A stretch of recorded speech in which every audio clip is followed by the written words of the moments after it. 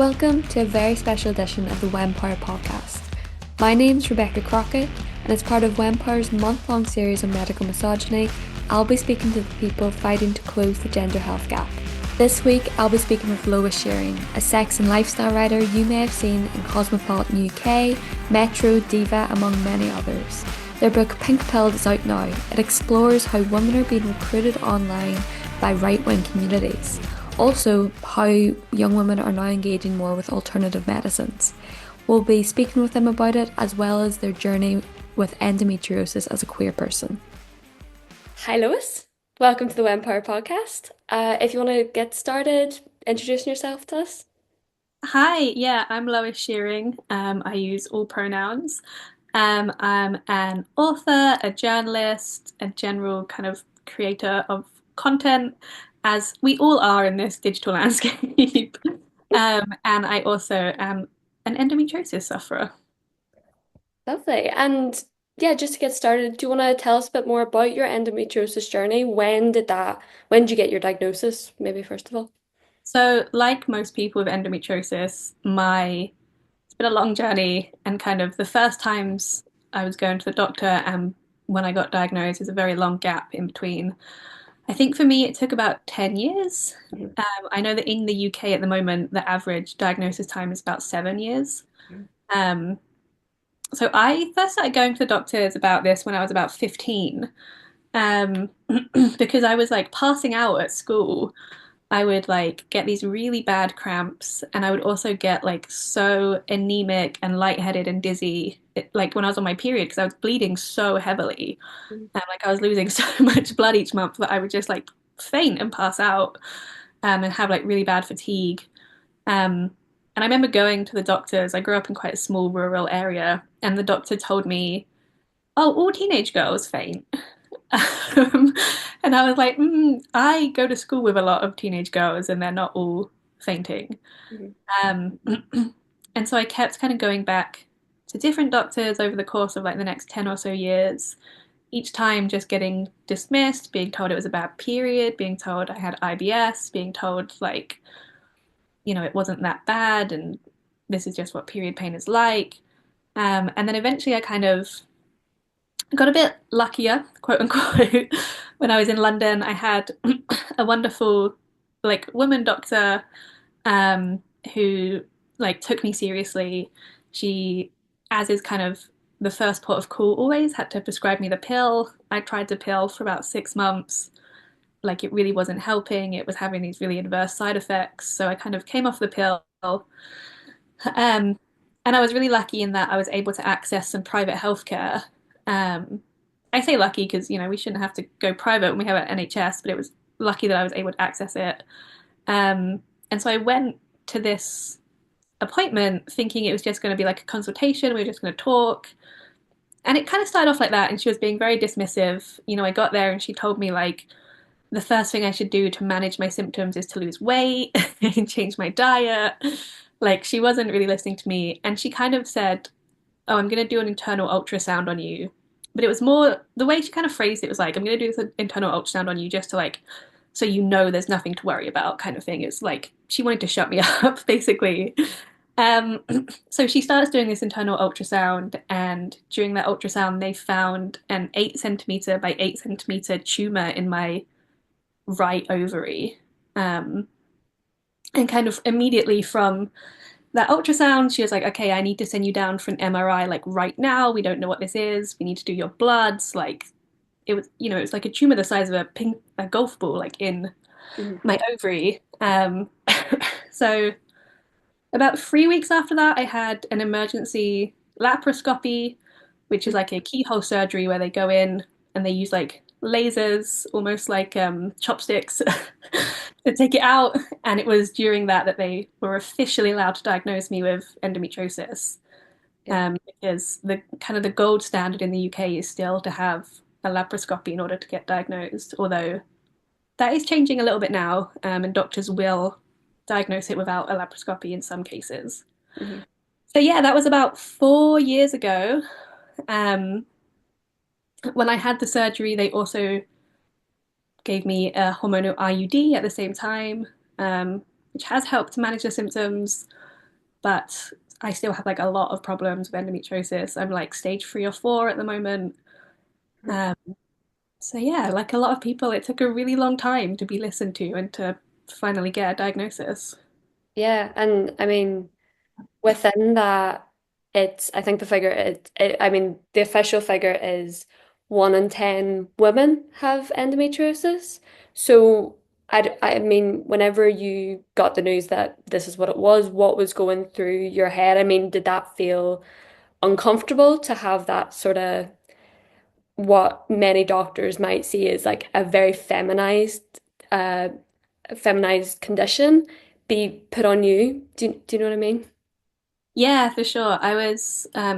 So I'm gender fluid. Mhm. I was kind of, it was kind of at the same time as all this was happening, as I was finally kind of putting language to how I felt about my gender. I had, like a lot of people, felt for a lot of times, kind of since I was a teenager, that I didn't really feel like a woman or like that. I felt like a woman sometimes, but not all the time. And, there was a lot of stuff about being called a woman that felt uncomfortable to me. And so it was around the same time as I was getting diagnosed, so I kind of started to use the term gender fluid or non-binary and kind of think about my pronouns and stuff like that. So it was really weird to constantly be going to like the women's healthcare center is like what it's called at the hospital near me. And like the anecdote I always tell is like I was obviously I just got this diagnosis. So I was doing a lot of research into what endometriosis is and kind of, I think it's really natural when you're faced with something scary and unknown to like, and the first thing we all do is Google it. Mhm. Um, and one of the websites I came across described endometriomas, which is what the tumors you get with endometriosis are called. They described them as female tumors. And I was like, how does this? Because I hadn't had surgery at this point, so I still had this like tumor inside me. And I was like, how does my tumor have a gender?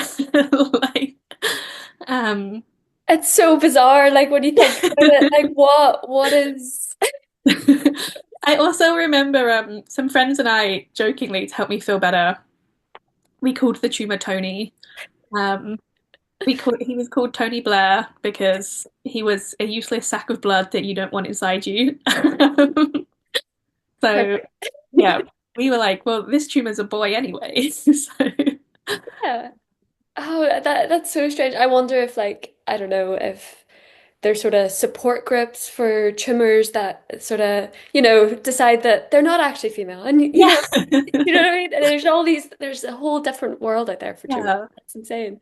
and Um, all of the language around endometriosis is very kind of um yeah, very like feminized and talks about women's healthcare and women's health issues. And um, the other thing I've really struggled with as a queer person, like a non-binary person, is, and I understand why it's like this, mhm, because obviously this is the case for most people, but so much of the focus for any of the resources and all of the healthcare is on maintaining your fertility. mhm, Um, and I think for myself, and even for a lot of like cisgender women, when I was like getting diagnosed, she said, "Oh, don't worry, we're going to do this surgery, but I'm going to like try everything I can to like protect your fertility." And um, for a while, I wasn't sure. I didn't know until I went into surgery if I was just going to have a laparoscopy or if they were going to have to take the whole ovary because obviously a huge tumor, it done a lot of damage in there. And so she wasn't able to tell me until I woke up what kind of surgery I'd actually had. Um, and so, like, part of the discussion she had was like, I'm going to try and save your ovary to kind of so you'll be more fertile. And I remember having this conversation with her where I was like, I don't really give a fuck. I don't want to have biological children. If I will be healthier and in less pain if you take the ovary out, just take it out. mhm, Um, which is kind of a still ongoing fight in that I still have endometriosis in that ovary. It's spread a little bit now. mhm, Um, but I've still been pushing to kind of have my ovary removed. And because I'm a kind of young quote unquote woman who's not married and doesn't have children, so many doctors are just like, like, oh, you'll change your mind and you'll want kids in the future.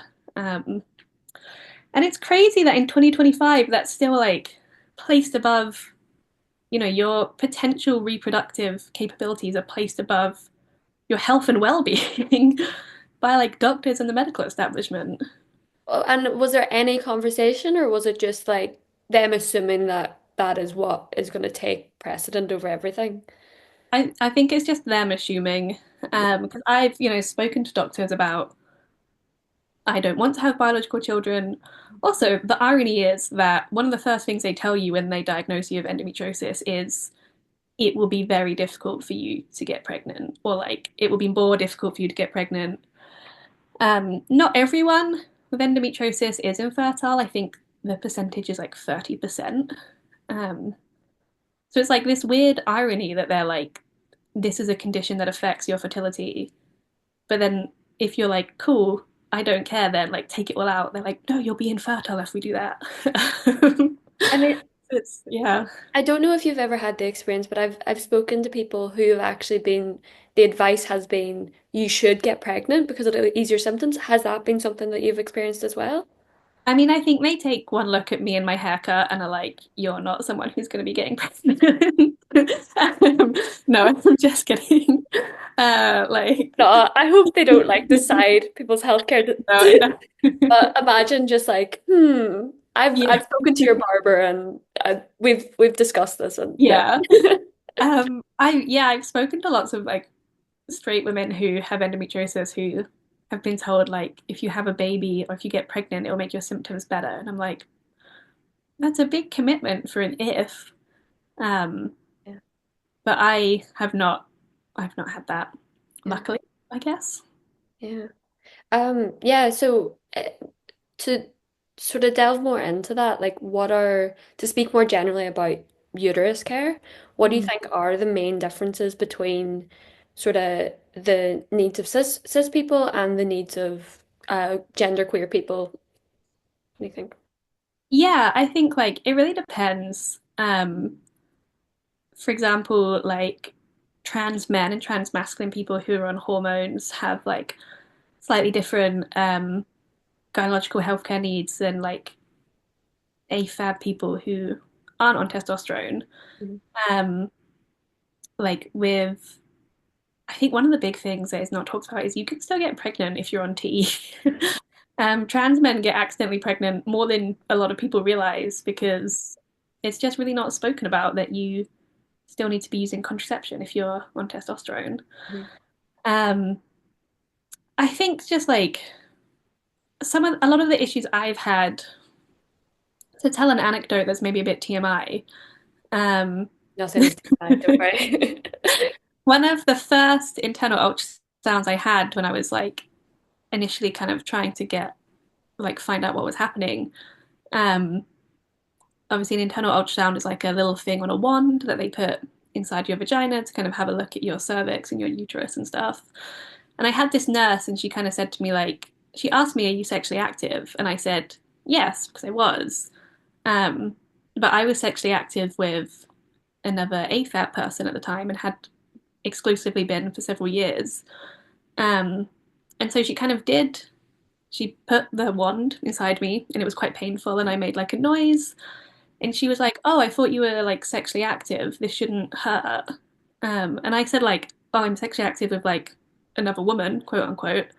And she was like, "Oh, then we should have like taken different steps." So even just like the assumption that if you're sexually active, you're having penetrative sex, Mhm. and therefore, which also isn't true for a lot of straight women. I mean, there's everyone's anatomy is different, and like these procedures are uncomfortable regardless, and like being penetrated in a situation where you're turned on and more relaxed compared to a medical situation is really different. And so I think those assumptions that we're still like up against, um, I think like affects queer people more acutely, but does like affect all like women and all people who try and access this kind of healthcare. Yeah. And like, do you have any idea of like how we go about addressing these issues? Because it's not just, I don't know, I don't know about you, but a lot of these issues, it's not going to be fixed overnight. They are so embedded into the system. It's a big question, but do you see a way out of that? Yeah, I mean, you're so right in that it's really embedded in the system, in that, like, so much of Western medicine is framed around, like, how to keep cis men healthy. And anyone outside of that is kind of an afterthought or kind of secondary. Mhm. Like, I don't need to tell you about how many studies have been done that were just done on like cis men, and that kind of healthcare or that kind of need doesn't actually affect anyone else. Um, but I think things are difficult right now because of like the political climate. I think for a while we were getting to a point where language on the NHS website was getting more inclusive, Mhm. and there was trainings happening where, like, my friend who's a trans man who has a big beard and passes all the time, he would sometimes go to the gynecologist and they'd be like, what are you doing here? Um, and so I think there was like, for a while, a few years ago, we were getting to a point where there was less assumptions being made, or like the NHS was making some changes.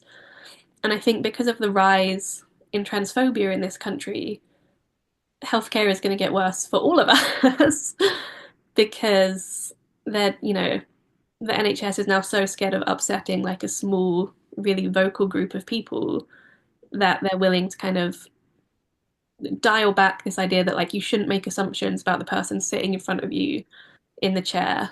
Um, because like the answer is, when someone comes in and you're doing, I don't know, a smear test, Mhm. and they say they're sexually active, still ask them like, well, do you want the slim speculum or do you want the normal speculum? Because they might not be sexually active in the way you think, or also it might just hurt to have the medium one still. But I worry that we're in a place where we're going backwards a little bit in terms of how inclusive healthcare is. Yeah. And you're so right of like whenever things change for like one group, it does impact everybody. Like even when you talk about how slim a speculum is, like having that taking that time to be like, well, maybe this person isn't having penetrative sex, like it makes queer people feel comfortable. It also makes people with conditions like vaginismus and endometriosis, like all these different things, like people's bodies are not a box that and yeah, it's infuriating that we are going backwards whenever those small steps were being made. So Yeah. yeah. I also think about a lot. So I run something called the Bi Survivors Network, Yeah. which is like a peer-to-peer support network for bi people who've experienced sexual or intimate partner violence. Um, and it's like a thing that I've encountered a lot from talking to other survivors, is that like people who've experienced sexual violence often don't want to go get gynecological health care because it's like very triggering for them, or Mhm. they may have like reactions in the like in the clinic setting or whatever. um and so yeah, like that's another group of people that this kind of rollback is affecting, that no one's kind of thinking about. I was just thinking there about what you said about studies as well, about how so much of what we know about the human body has been centered on cis men. And I just wondered what you thought about whenever you're seeing studies be done about endometriosis or like other healthcare conditions, what it's like to feel like you're not represented in that data. Yeah, just Yeah, it is really frustrating because Mhm. it's such a minor thing to just say like, women or people with uteruses or just people with uteruses. Mhm. But I think the other really frustrating thing is that like people without uteruses can get endometriosis. It's really uncommon. There's only been a few cases of it. But there have been cases of cisgender men having endometriosis. Yeah. Um, so something I find really frustrating as kind of a like non-binary person with endometriosis is seeing transphobic people, quote unquote gender critical people, talking about like, you know, using endometriosis as a cudgel against trans women to Mhm. say, oh, you're never going to experience this. You don't know what this pain is like. Like, this is a woman's healthcare issue and you don't understand what it's like to not be able to access healthcare. Like, one, that's not true. Like, these bodies could get endometriosis, and accepting that means that we could have more data and studies look into it. Mhm. Um, but also, like, I feel very acutely aware that, like, my fight for more inclusive healthcare is the same as a trans woman's. Mhm. Like, it's the same people who don't want trans women to have access to hormones, who don't want me to be able to just like whip my uterus out. It is very frustrating that it would be such a simple thing to be more inclusive with the data. Um, and also, again, on the like moving past this idea of like endometriosis as a woman's healthcare issue, like there's so little data on intersex people with Mhm. endometriosis. Like so much of the data just focuses on cis women or AFAB people. Um, I don't know, it just means that we're not seeing the full picture, and it's very frustrating. No, exactly. And like when you're not including people in that data, you're shutting down that area of study altogether because like how can we move forward with it if everybody's care isn't improving? Um, so yeah, no, no.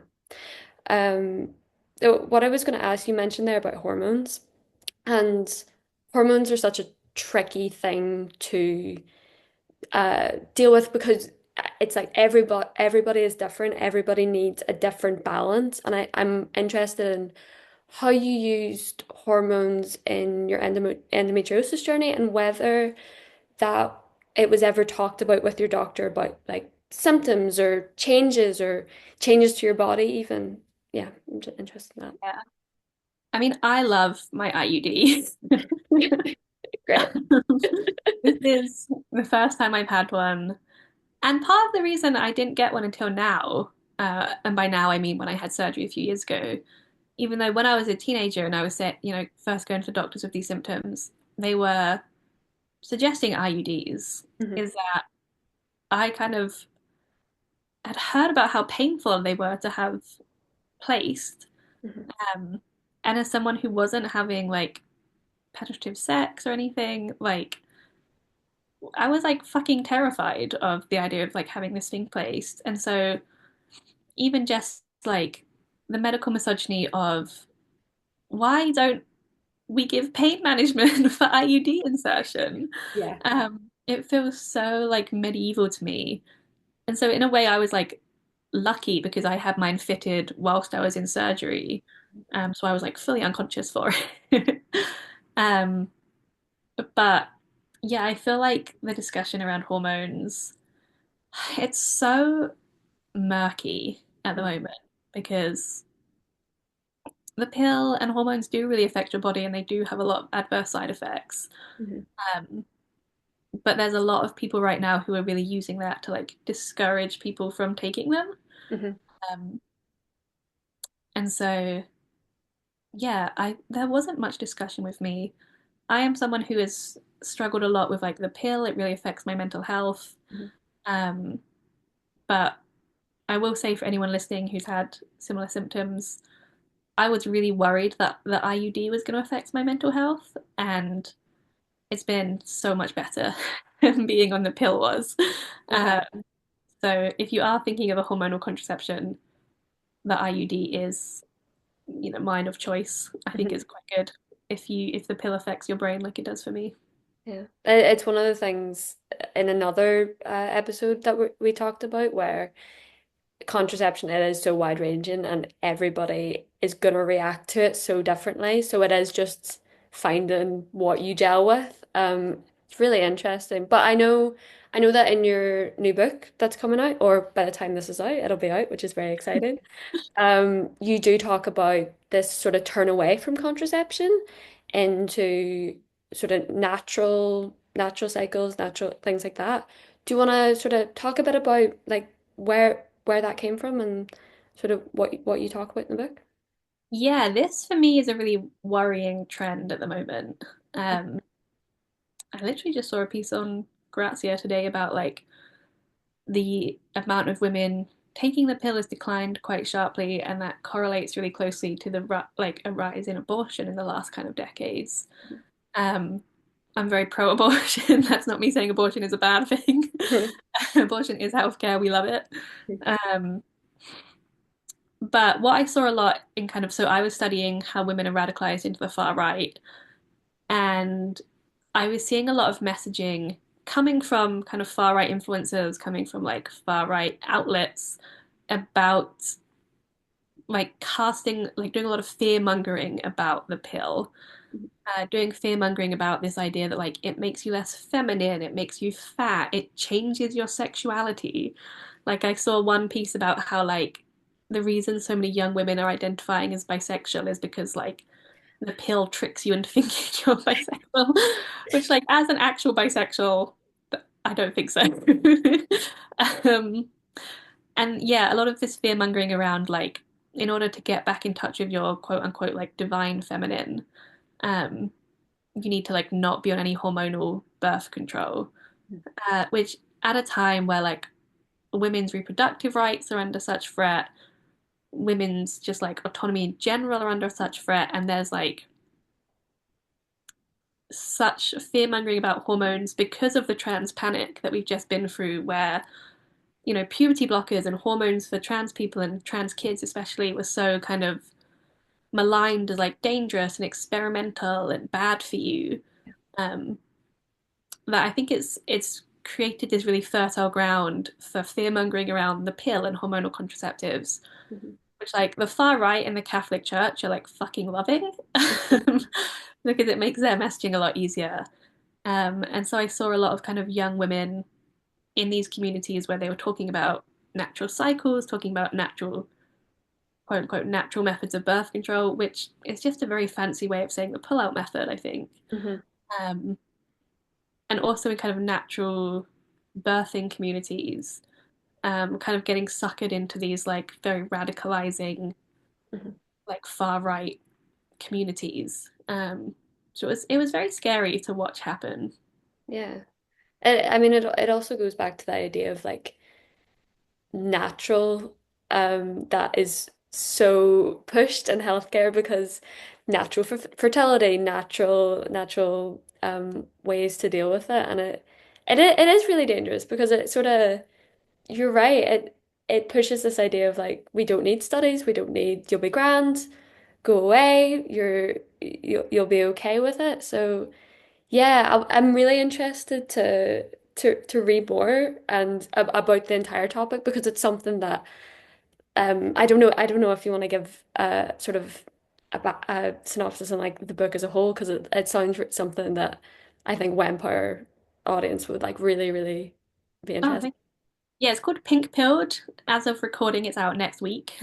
Um, it is about women in the far right and kind of digital radicalization, if there is such a thing. I think maybe there isn't. Spicy little spoiler for you. But it kind of looks at the communities that, like, digital subcultures of women and young women online, um, and kind of how the far right use certain communities as recruiting grounds, and what that like pipeline and process looks like. Mhm. Um, so I obviously looked a lot at trad wives, which are really like people talking about a lot at the moment. I looked at kind of transphobia and kind of gender critical women. I looked at like wellness and alternative medicine. Um, I looked at diet culture and anti-fatness, Mhm. and just different ways in which women are kind of, yeah, coming to these very like extreme and authoritarian beliefs via kind of communities online. Interesting. No, it sounds great. Congratulations. Thank Like, you so so much. yeah, and I'm sure everyone will be checking that out. One final question, I think, before we wrap up. I've been asking this to a couple of people, and it's very general. So I'll caveat it with that. But it was just to ask, what was one thing you would change about the healthcare system if you could change it tomorrow and it's completely, and then Wempower elves will go into the back and fix it for you and it'll be all great and perfect. I would love that. I think our current healthcare system is built around a very capitalist notion. Um, and a very like colonial capitalist notion that healthy means like fertile and able to work. Hmm. And so like the endpoint of a lot of like healthcare and a lot of like getting better is getting people to a point where they're like as close to like the white cisgender male like 18 to 45, so like peak productive worker kind of body as possible. And sort of the more degrees of separation you are from that body, like the less good the data around your healthcare is, and like um yeah, like the less advanced your healthcare is. But also as someone with like endometriosis is a lifelong degenerative condition. I will have it for the rest of my life and it will get worse for the rest of my life. And I'm doing better at the moment, but like there were some points last year where like I was considering getting a walking stick because I was having so much like pain in my pelvis all the time that it made walking really difficult. Hmm. There are like endometriosis sufferers who use wheelchairs. Hmm. So I will have this condition for the rest of my life. I am never going to be that like peak healthy worker that the medical assessment is pushing for. And so for me, it's quite a big sweeping change, but I wish there was more focus on like almost like well-being rather than health. Like how can I, as someone with endometriosis, live the best I can, the most pain-free life, the most mobile life, the most like fulfilling life. And I think a lot of doctors, when you come to them with a chronic illness where you're like, I will never be better, they just sort of like give up. Hmm. Um, and I think that's an ego thing for some doctors, but like if they can't fix you, a lot of them just like don't know what to do with you. And so I think that's what I changed, this idea that like the endpoint of healthcare is for someone to be like an able-bodied man again. um, yeah, that was quite a big one. If your elves could get on that, that'd be great. They're working away. It Oh, might take them 2 days, but I think we can do it. No, but that'd be that fabulous. it's a really you bring up so many points there, because and that sort of idea of it is able like it is ableist when you think about what we deem as healthy and what we deem as unhealthy, and it's very annoying. It's like you don't know what else to say because it is embedded into the culture of health, and it's not gonna change overnight, but maybe. That's not to say that if I could wave a wand and not have endometriosis, I definitely would. Oh yeah, no, of course. No, But of course. yeah, I just mean like, as I do have it, I wish the healthcare system would work with like, instead of trying to fix me, to Mhm. make, to like have a goal that was, how can I live as comfortably as possible with Yeah. this condition? I think that is a very smart idea that you're using these powers with. So I completely yeah, I get you. So thank you. Well, if people want to go find you, where can they do that? Yeah, so my social medias are a bit weird at the moment. Like a lot of people, I've deleted Twitter. Yeah, Vampire have as well, actually. So we're right there with you. I have a Medium, which is under the name Lois Shearing.